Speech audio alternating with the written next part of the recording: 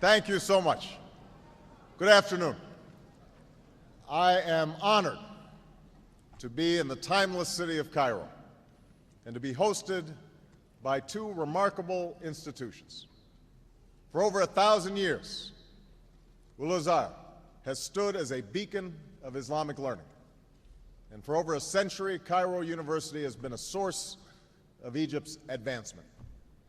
And together, you represent the harmony between tradition and progress. I'm grateful for your hospitality and the hospitality of the people of Egypt. And I'm also proud to carry with me the goodwill of the American people and a greeting of peace from Muslim communities in my country. Assalamu alaikum.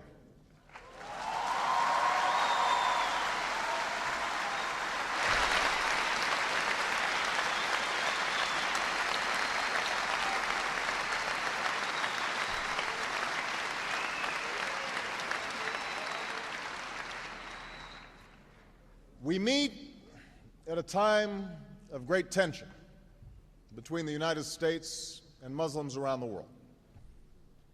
Tension rooted in historical forces that go beyond any current policy debate. The relationship between Islam and the West includes centuries of coexistence and cooperation, but also conflict and religious wars.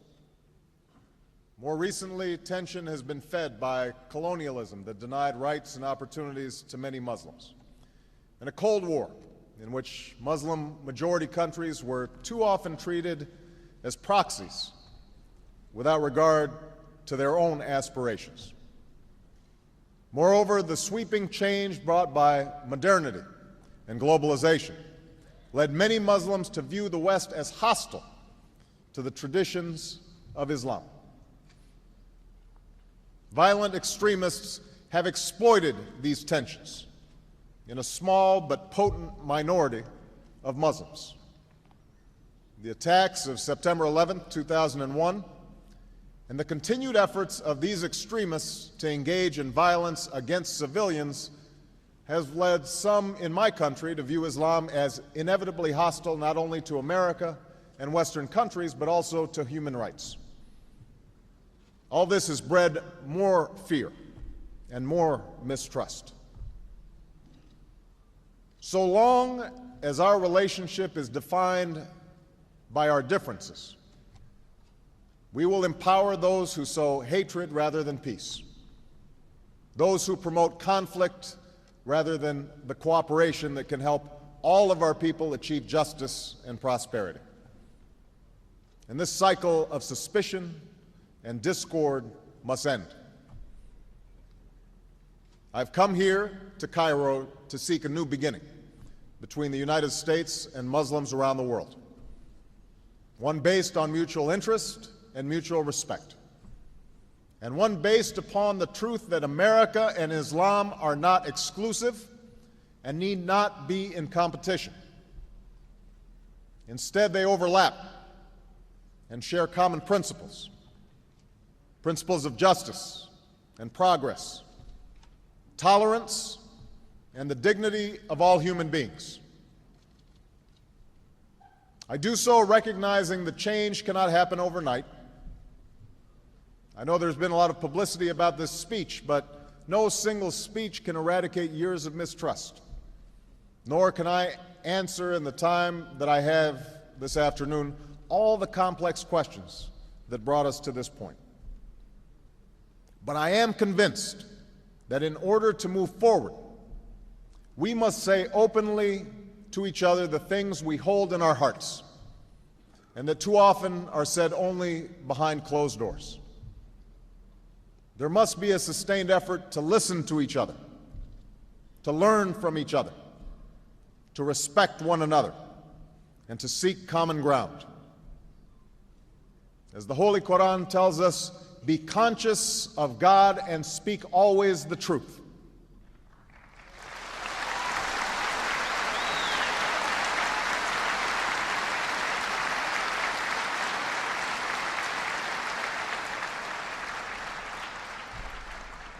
That is what I will try to do today, to speak the truth as best I can, humbled by the task before us, and firm in my belief that the interests we share as human beings are far more powerful than the forces that drive us apart.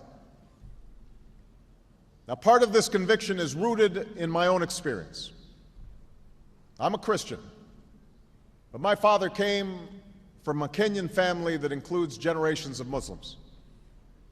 As a boy, I spent several years in Indonesia and heard the call of the azan at the break of dawn and at the fall of dusk.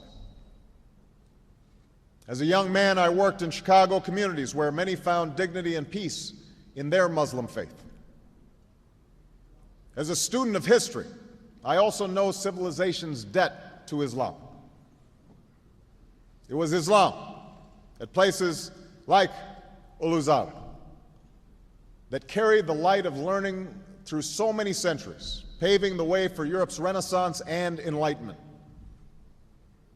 It was innovation in Muslim communities.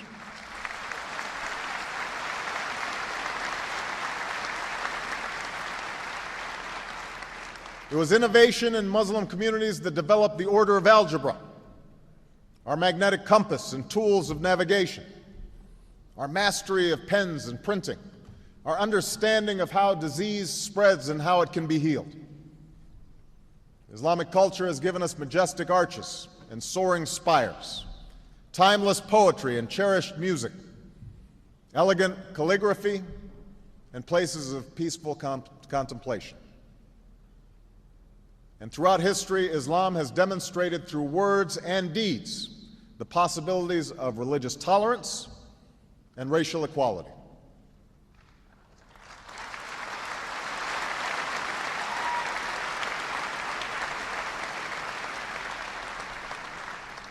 I also know that Islam has always been a part of America's story. The first nation to recognize my country was Morocco. In signing the Treaty of Tripoli in 1796, our second president, John Adams, wrote, "The United States has in itself no character of enmity against the laws, religion, or tranquility of Muslims." And since our founding, American Muslims have enriched the United States. They have fought in our wars, they have served in our government, they have stood for civil rights, they have started businesses, they have taught at our universities, they've excelled in our sports arenas, they've won Nobel Prizes, built our tallest building, and lit the Olympic torch. And when the first Muslim American was recently elected to Congress, he took the oath to defend our Constitution using the same Holy Quran that one of our founding fathers, Thomas Jefferson, kept in his personal library.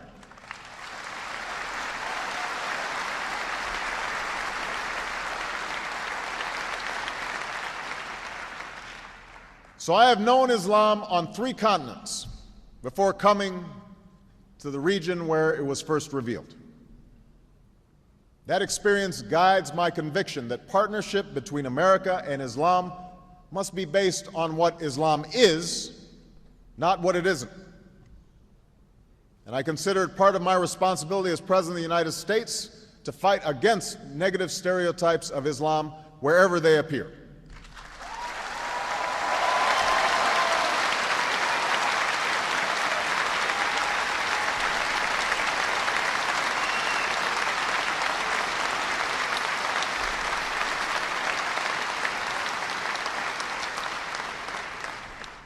But that same principle must apply to Muslim perceptions of America. Just as Muslims do not fit a crude stereotype, America is not the crude stereotype of a self-interested empire. The United States has been one of the greatest sources of progress that the world has ever known. We were born out of revolution against an empire. We were founded upon the ideal that all are created equal.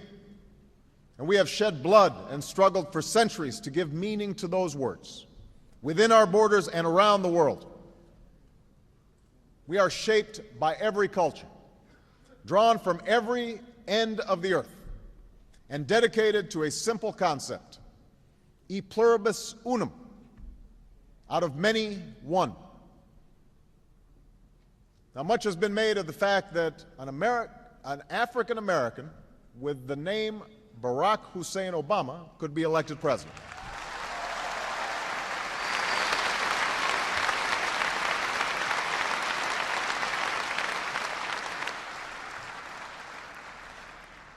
But my personal story is not so unique.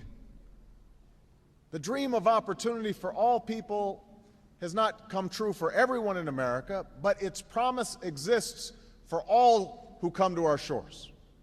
And that includes nearly 7 million American Muslims in our country today, who, by the way, enjoy incomes and educational levels that are higher than the American average.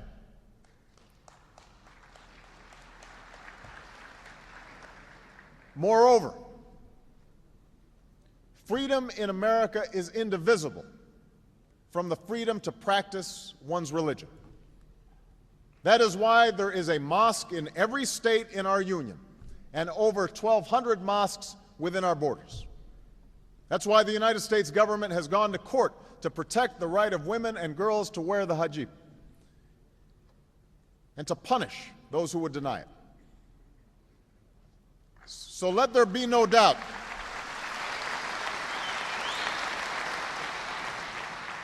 Let there be no doubt, Islam is a part of America.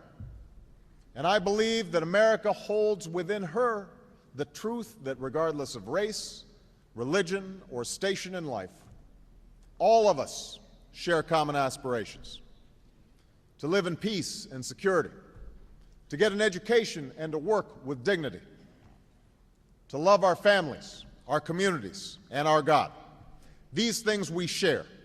This is the hope of all humanity. Of course, recognizing our common humanity is only the beginning of our task. Words alone cannot meet the needs of our people. These needs will be met only if we act boldly in the years ahead.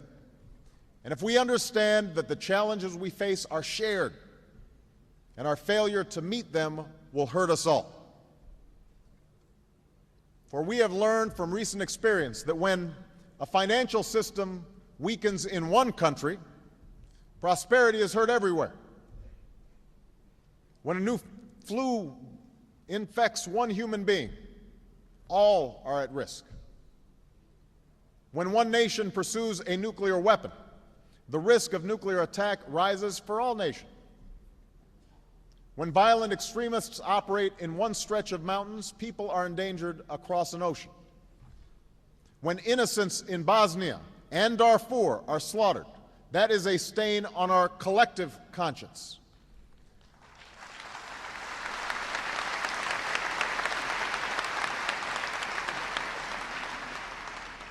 That is what it means to share this world in the 21st century. That is the responsibility we have to one another as human beings. And this is a difficult responsibility to embrace. For human history has often been a record of nations and tribes, and yes, religions, subjugating one another in pursuit of their own interests. Yet in this new age, such attitudes are self-defeating.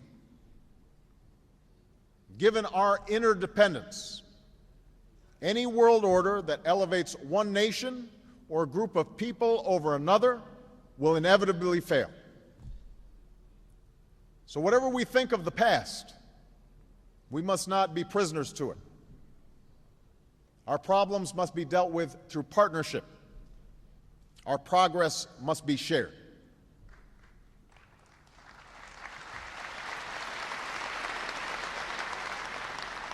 Now, that does not mean we should ignore sources of tension. Indeed, it suggests the opposite. We must face these tensions squarely. And so in that spirit, let me speak as clearly and as plainly as I can about some specific issues that I believe we must finally confront together. The first issue that we have to confront is violent extremism in all of its forms. In Ankara, I made clear that America is not and never will be at war with Islam.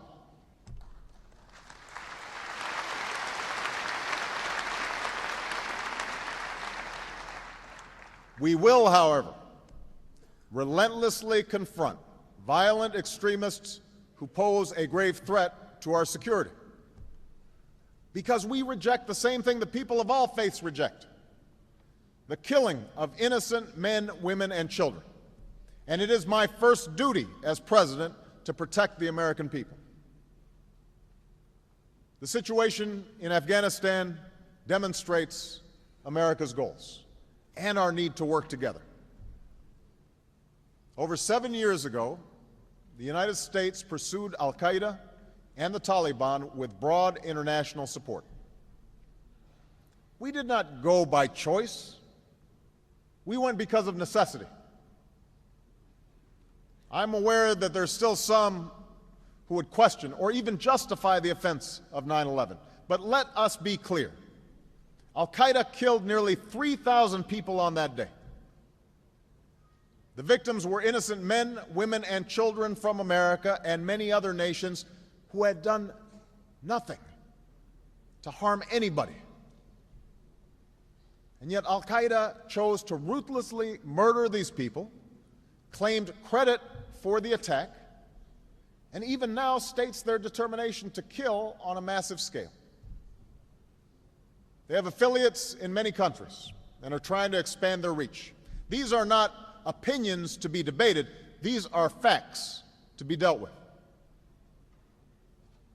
Now, make no mistake, we do not want to keep our troops in Afghanistan.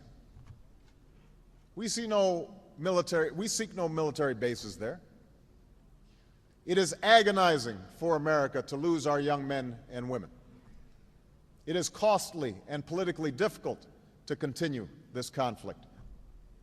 We would gladly bring every single one of our troops home if we could be confident that there were not violent extremists in Afghanistan and now Pakistan determined to kill as many Americans as they possibly can. But that is not yet the case. And that's why we're partnering with a coalition of 46 countries. And despite the costs involved, America's commitment will not weaken. Indeed, none of us should tolerate these extremists. They have killed in many countries.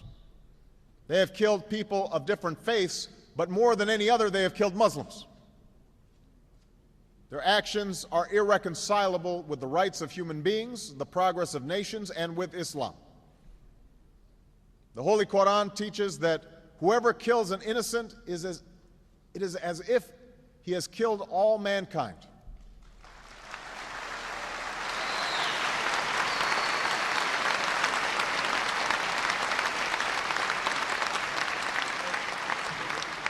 And the Holy Quran also says, whoever saves a person, it is as if he has saved all mankind.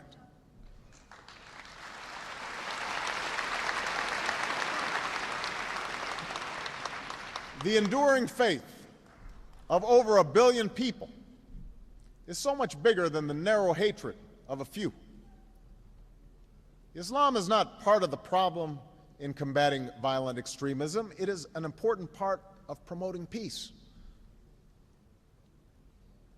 Now, we also know that military power alone is not going to solve the problems in Afghanistan and Pakistan. That's why we plan to invest $1.5 billion each year over the next 5 years to partner with Pakistanis to build schools and hospitals, roads and businesses, and hundreds of millions to help those who've been displaced. That's why we are providing more than $2.8 billion to help Afghans develop their economy and deliver services that people depend on. Now, let me also address the issue of Iraq. Unlike Afghanistan, Iraq was a war of choice. that provoked strong differences in my country and around the world. Although I believe that the Iraqi people are ultimately better off without the tyranny of Saddam Hussein, I also believe that events in Iraq have reminded America of the need to use diplomacy and build international consensus to resolve our problems whenever possible.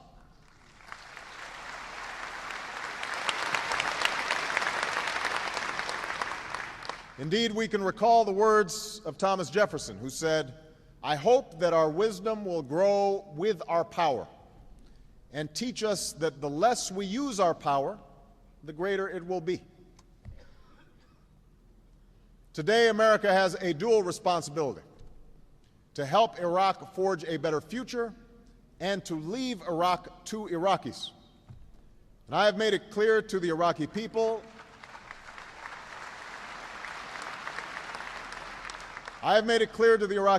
that we pursue no bases and no claim on their territory or resources.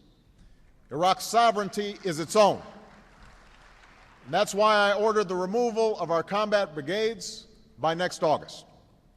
That is why we will honor our agreement with Iraq's democratically elected government to remove combat troops from Iraqi cities by July, and to remove all of our troops from Iraq by 2012.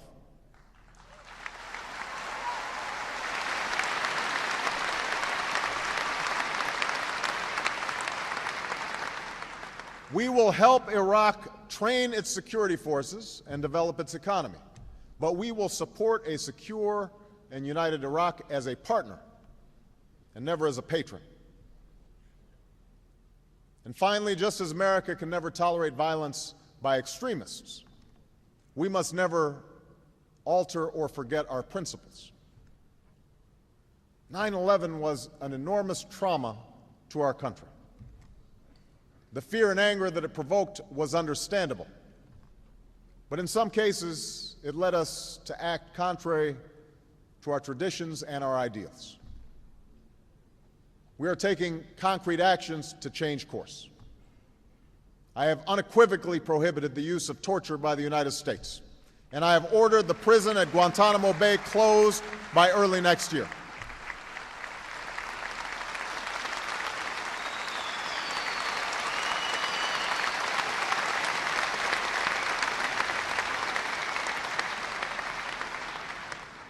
So America will defend itself, respectful of the sovereignty of nations and the rule of law.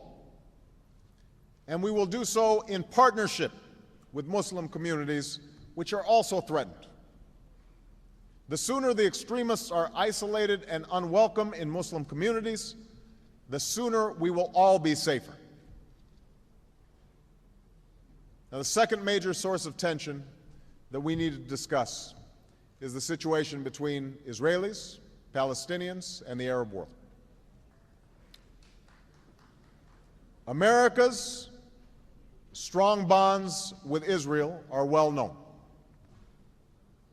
This bond is unbreakable. It is based upon cultural and historical ties, and the recognition that the aspiration for a Jewish homeland is rooted in a tragic history that cannot be denied.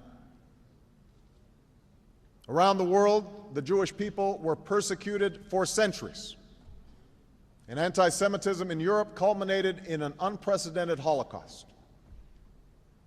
Tomorrow I will visit Buchenwald, which was part of a network of camps where Jews were enslaved, tortured, shot, and gassed to death by the Third Reich.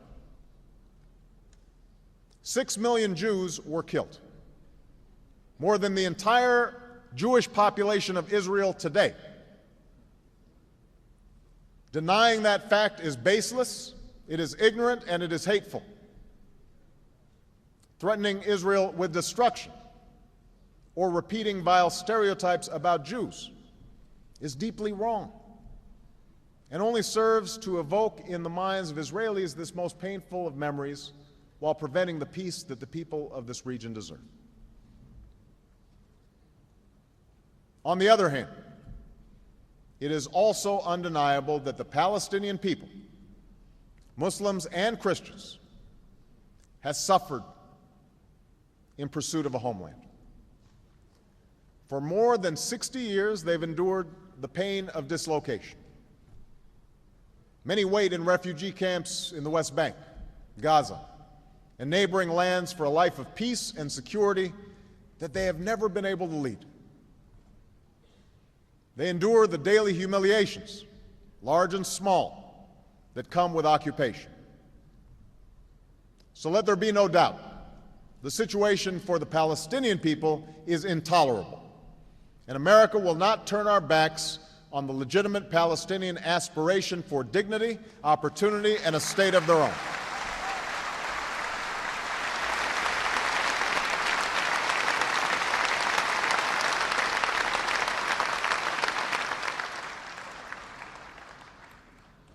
For decades, then, there has been a stalemate. Two peoples with legitimate aspirations, each with a painful history that makes compromise elusive. It's easy to point fingers. For Palestinians to point to the displacement brought about by Israel's founding, and for Israelis to point to the constant hostility and attacks throughout its history, from within its borders as well as beyond. But if we see this conflict only from one side or the other, then we will be blind to the truth. The only resolution is for the aspirations of both sides to be met through two states where Israelis and Palestinians each live in peace and security.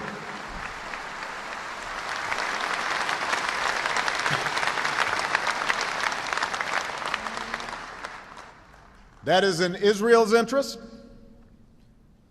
Palestine's interest, America's interest, and the world's interest.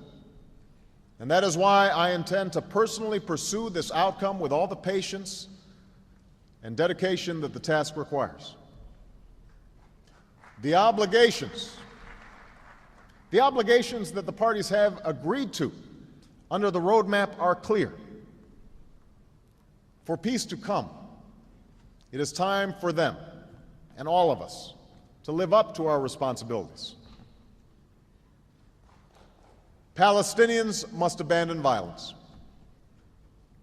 Resistance through violence and killing is wrong, and it does not succeed. For centuries, black people in America suffered the lash of the whip as slaves and the humiliation of segregation. But it was not violence that won full and equal rights.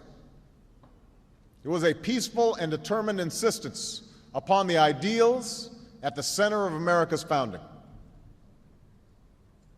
This same story can be told by people from South Africa to South Asia, from Eastern Europe to Indonesia. It's a story with a simple truth. Violence is a dead end. It is a sign neither of courage nor power to shoot rockets at sleeping children or to blow up old women on a bus. That's not how moral authority is claimed. That's how it is surrendered. Now is the time for Palestinians to focus on what they can build. The Palestinian Authority must develop its capacity to govern with institutions that serve the needs of its people. Hamas does have support among some Palestinians, but they also have to recognize they have responsibilities to play a role in fulfilling Palestinian aspirations, to unify the Palestinian people. Hamas must put an end to violence, recognize past agreements, recognize Israel's right to exist. At the same time, Israelis must acknowledge that just as Israel's right to exist cannot be denied, neither can Palestine's. The United States does not accept the legitimacy of continued Israeli settlements.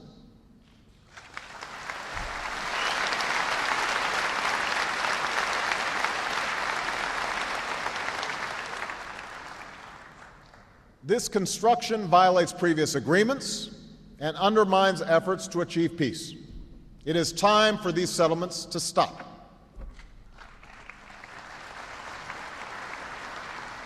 And Israel must also live up to its obligation to ensure that Palestinians can live and work and develop their society. Just as it devastates Palestinian families, the continuing humanitarian crisis in Gaza does not serve Israel's security. Neither does the continuing lack of opportunity in the West Bank. Progress in the daily lives of the Palestinian people must be a critical part of a road to peace, and Israel must take concrete steps to enable such progress. And finally, the Arab states must recognize that the Arab Peace Initiative was an important beginning, but not the end of their responsibilities.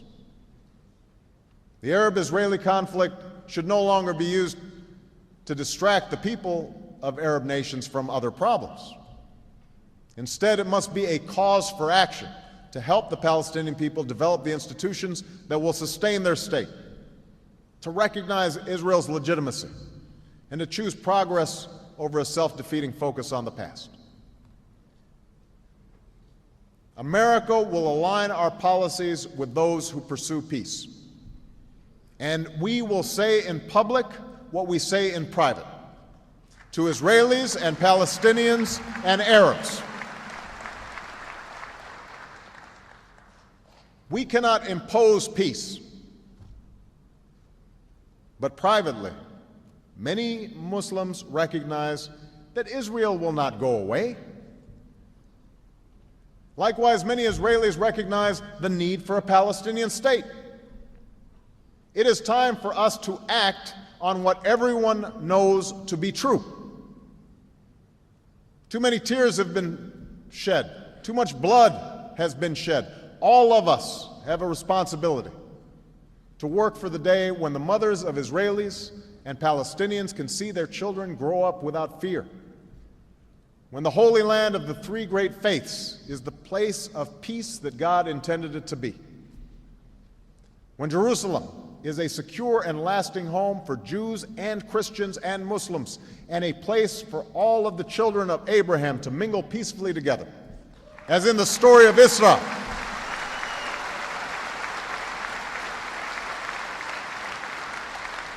As in the story of Isra, when Moses, Jesus, and Muhammad, peace be upon them, joined in prayer.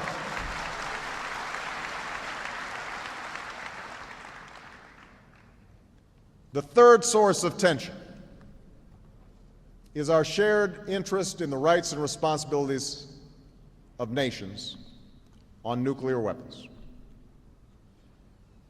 This issue has been a source of tension between the United States and the Islamic Republic of Iran.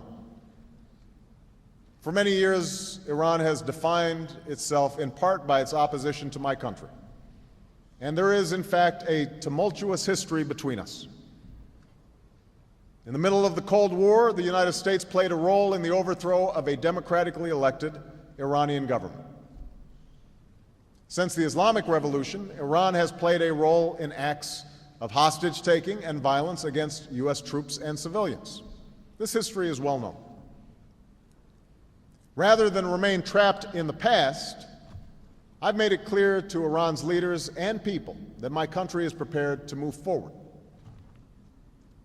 The question now is not what Iran is against, but rather what future it wants to build. I recognize it will be hard to overcome decades of mistrust, but we will proceed with courage, rectitude, and resolve. There will be many issues to discuss between our two countries, and we are willing to move forward without preconditions on the basis of mutual respect. But it is clear to all concerned that when it comes to nuclear weapons, we have reached a decisive point. This is not simply about America's interests. It's about preventing a nuclear arms race in the Middle East that could lead this region and the world down a hugely dangerous path. Now, I understand those who protest that some countries have weapons that others do not. No single nation should pick and choose which nation holds nuclear weapons. And that's why I strongly reaffirmed America's commitment to seek a world in which no nations hold nuclear weapons.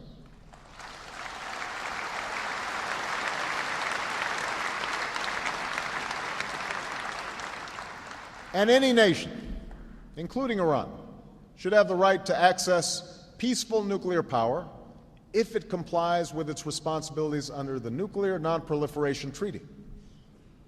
That commitment is at the core of the treaty, and it must be kept for all who fully abide by it. And I'm hopeful that all countries in the region can share in this goal.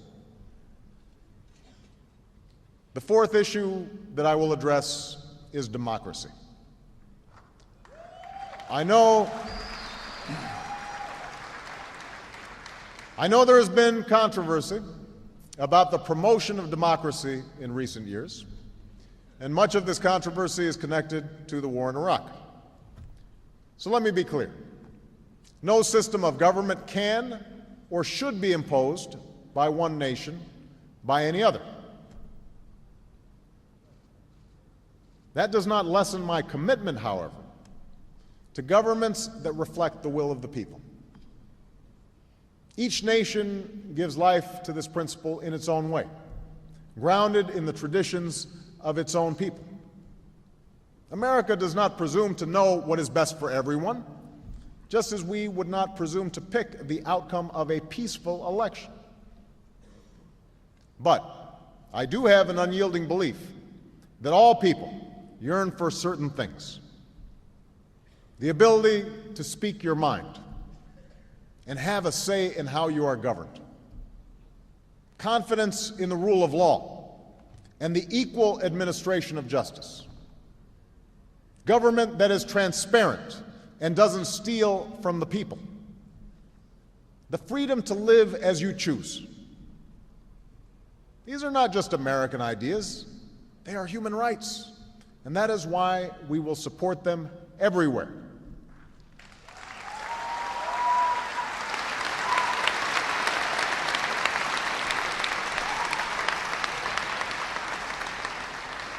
Now, there is no straight line to realize this promise, but this much is clear. Governments that protect these rights are ultimately more stable, successful, and secure. Suppressing ideas never succeeds in making them go away. America respects the right of all peaceful and law-abiding voices to be heard around the world, even if we disagree with them. And we will welcome all elected, peaceful governments, provided they govern with respect for all their people. This last point is important because there are some who advocate for democracy only when they're out of power. Once in power, they are ruthless in suppressing the rights of others.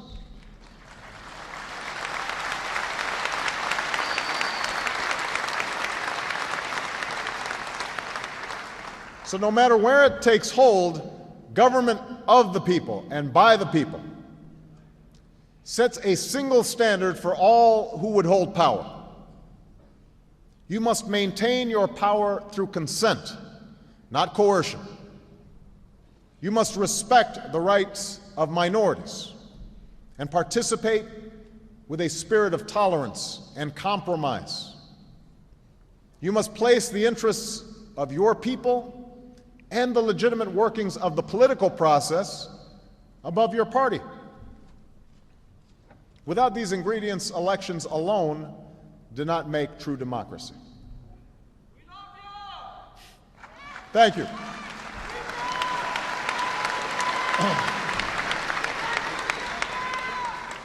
The fifth issue that we must address together is religious freedom. Islam has a proud tradition of tolerance. We see it in the history of Andalusia and Cordoba during the Inquisition. I saw it firsthand as a child in Indonesia, where devout Christians worshiped freely in an overwhelmingly Muslim country.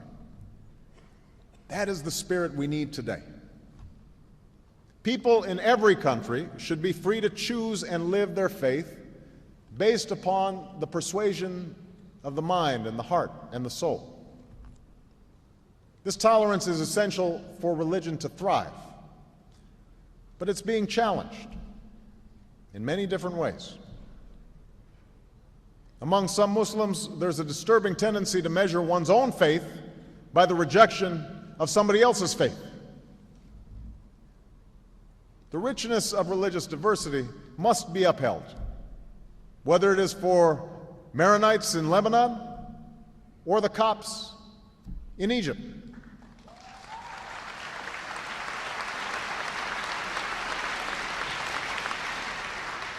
And if we are being honest, fault lines must be closed among Muslims as well, as the divisions between Sunni and Shia have led to tragic violence, particularly in Iraq. Freedom of religion is central to the ability of peoples to live together. We must always examine the ways in which we protect it. For instance, in the United States, rules on charitable giving have made it harder for Muslims to fulfill their religious obligation. That's why I'm committed to working with American Muslims to ensure that they can fulfill zakat. Likewise, it is important for Western countries to avoid impeding Muslim citizens from practicing religion as they see fit. For instance, by dictating what clothes a Muslim woman should wear. We can't disguise hostility towards any religion behind the pretense of liberalism. In fact, faith should bring us together. And that's why we're forging service projects in America that bring together Christians, Muslims, and Jews. That's why we welcome efforts like Saudi Arabian King Abdullah's interfaith dialogue and Turkey's leadership in the Alliance of Civilizations. Around the world, we can turn dialogue into interfaith service, so bridges between peoples lead to action, whether it is combating malaria in Africa or providing relief after a natural disaster. The sixth issue that I want to address is women's rights. I know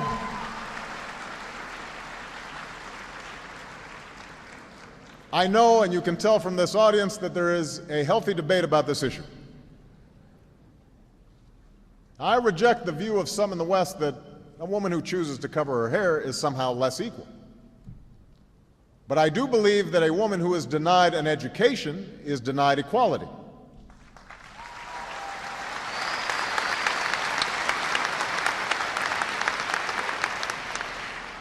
And it is no coincidence that countries where women are well educated are far more likely to be prosperous. Now, let me be clear. Issues of women's equality are by no means simply an issue for Islam. In Turkey, Pakistan, Bangladesh, Indonesia, we've seen Muslim-majority countries elect a woman to lead.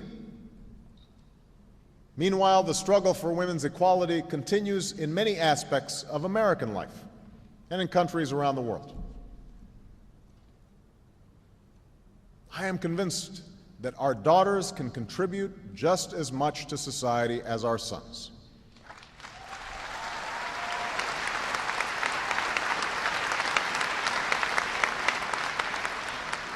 Our common prosperity will be advanced by allowing all humanity, men and women, to reach their full potential. I do not believe that women must make the same choices as men in order to be equal. And I respect those women who choose to live their lives in traditional roles. But it should be their choice. And that is why the United States will partner with any Muslim-majority country to support expanded literacy for girls and to help young women pursue employment through microfinancing that helps people live their dreams.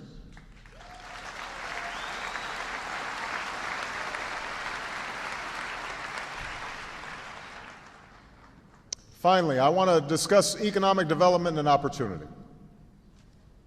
I know that for many, the face of globalization is contradictory. The internet and television can bring knowledge and information, but also offensive sexuality and mindless violence into the home. Trade can bring new wealth and opportunities, but also huge disruptions and change in communities.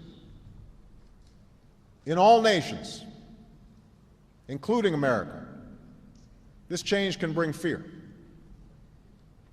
Fear that because of modernity, we lose control over our economic choices, our politics, and most importantly, our identities, those things we most cherish about our communities, our families, our traditions, and our faith.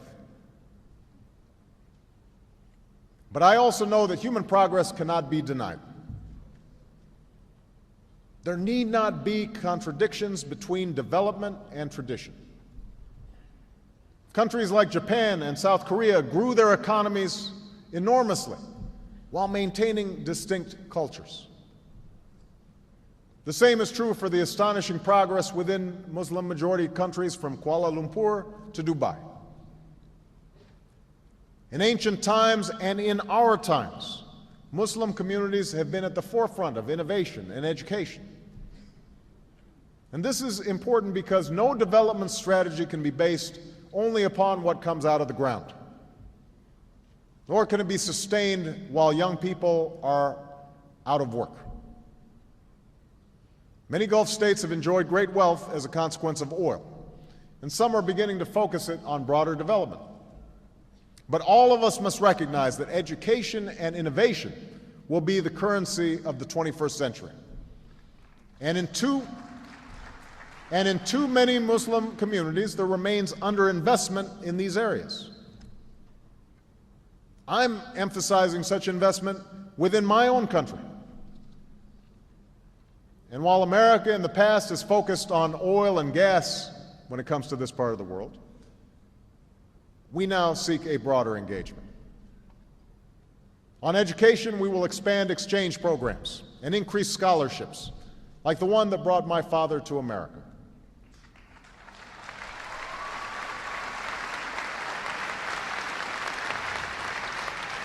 At the same time, we will encourage more Americans to study in Muslim communities. And we will match promising Muslim students with internships in America, invest in online learning for teachers and children around the world, and create a new online network so a young person in Kansas can communicate instantly with a young person in Cairo. On economic development, we will create a new corps of business volunteers to partner with counterparts in Muslim-majority countries.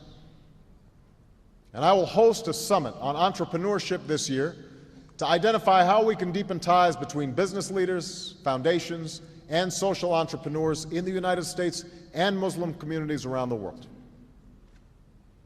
On science and technology, we will launch a new fund to support technological development in Muslim-majority countries and to help transfer ideas to the marketplace so they can create more jobs.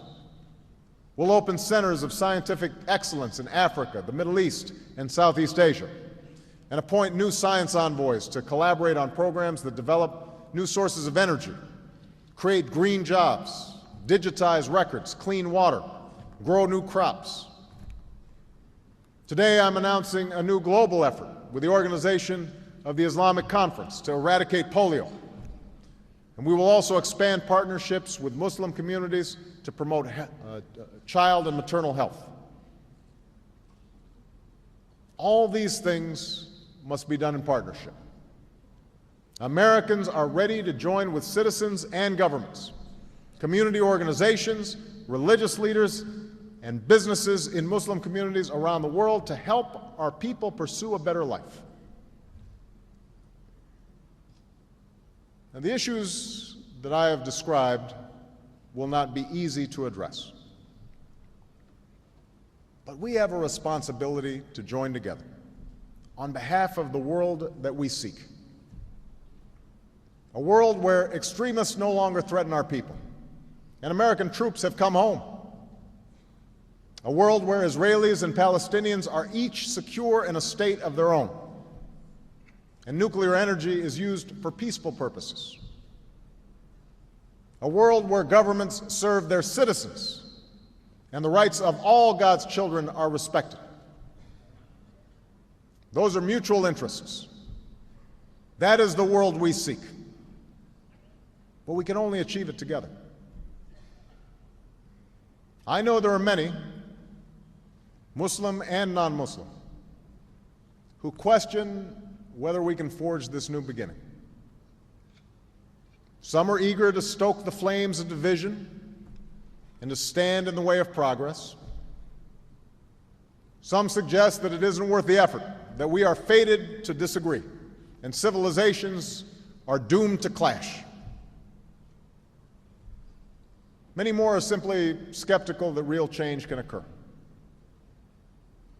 There's so much fear, so much mistrust that has built up over the years. But if we choose to be bound by the past, we will never move forward. And I want to particularly say this to young people of every faith, in every country. You, more than anyone, have the ability to reimagine the world, to remake this world. All of us share this world for but a brief moment in time. The question is whether we spend that time focused on what pushes us apart, or whether we commit ourselves to an effort, a sustained effort, to find common ground, to focus on the future we seek for our children, and to respect the dignity of all human beings.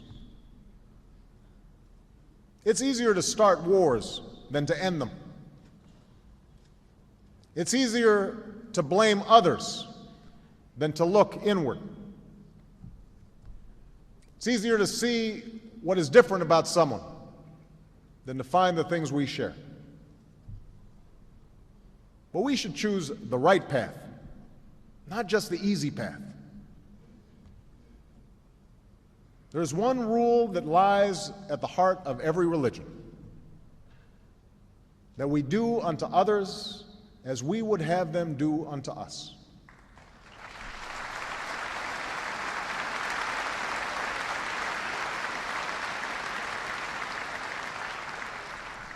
This truth transcends nations and peoples.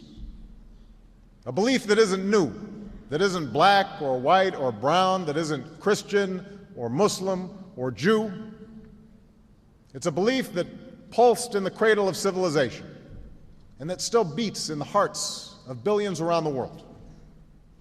It's a faith in other people, and it's what brought me here today. We have the power to make the world we seek, but only if we have the courage to make a new beginning, keeping in mind what has been written. The Holy Quran tells us, "O mankind, we have created you, male and a female, and we have made you into nations and tribes, so that you may know one another." The Talmud tells us the whole of the Torah is for the purpose of promoting peace. The Holy Bible tells us, "Blessed are the peacemakers, for they shall be called sons of God."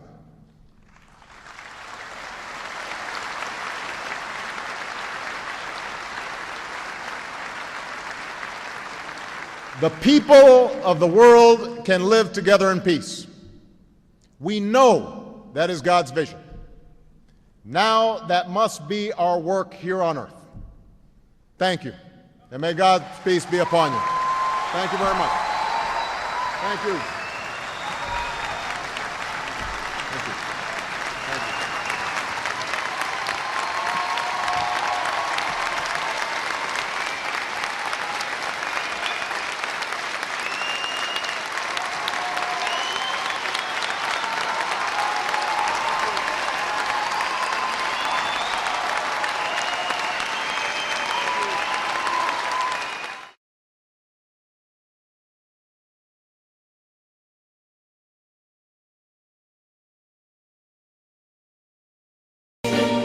Yes, I've been living inside of you,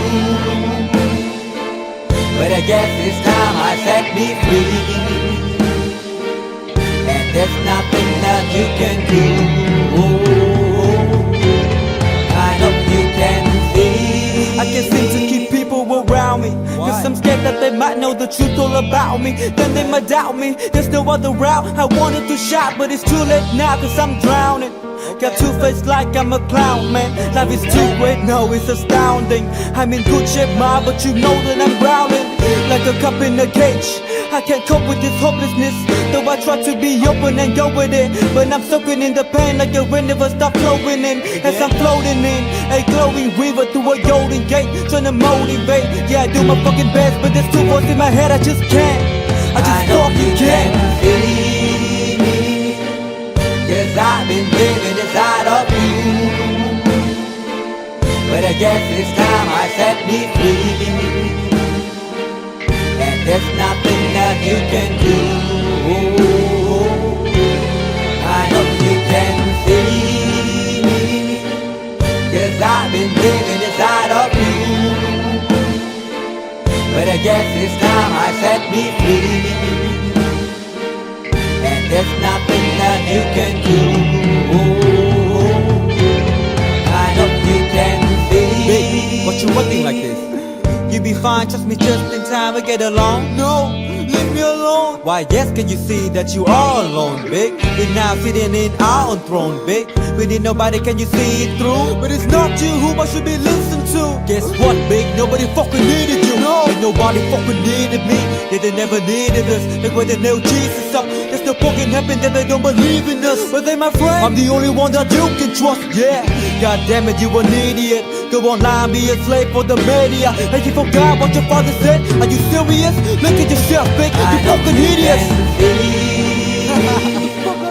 Cause I've been living inside of you. But I guess this time I set me free. Oh, I love this. I love There's this. nothing that you can do.